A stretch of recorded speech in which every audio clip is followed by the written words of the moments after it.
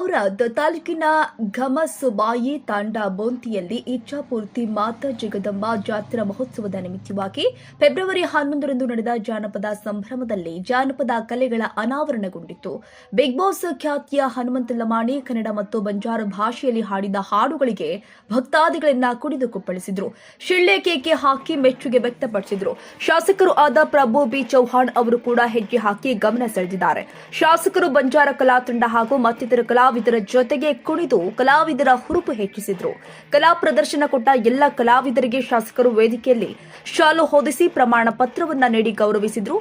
ವಿವಿಧೆಡೆಯಿಂದ ಆಗಮಿಸಿದ 100ಕ್ಕೂ ಹೆಚ್ಚು ಕಲಾ ತಂಡಗಳು ರಾತ್ರಿವರೆಗೆ ಕಲಾ ಪ್ರದರ್ಶನ ಕೊಟ್ಟಿದ್ದಾರೆ. ರಾಮನಗರದ ವೆಂಕಟೇಶ್ ತಂಡದ ಪೂಜಾ ಕುಣಿತ, ಅರುಣ್ ಕುಮಾರ್ ತಂಡದ ಚಿಲಿಪಿಲಿ ಗೊಂಬೆ, ಅಜಯ್ ಕುಮಾರ್ ತಂಡದ ಕೋಳಿ ನೃತ್ಯ ಎಲ್ಲರನ್ನೂ ಆಕರ್ಷಿಸಿದ್ವು. ಬಳ್ಳಾರಿಯ ಕೂಚಿಪುಡಿ ಕಲಾವಿದ ಬಸವರಾಜ್ ಮಯೂರಿ ನೃತ್ಯ ಪ್ರದರ್ಶನ ಕೊಟ್ಟು ಕಲಾಸಕ್ತರನ್ನ ರಂಜಿಸಿದ್ರೆ, ಬರೂರಿನ ಚರ್ಮವಾದ್ಯ, ಕಲಬುರಗಿಯ ಲಮಾಣಿ ನೃತ್ಯ, ಹಗಲು ವೇಷ ಪ್ರದರ್ಶನಗಳು ಜಾತ್ರೆಯ ಮೆರುಗನ್ನ ಹೆಚ್ಚಿಸಿದ್ವು.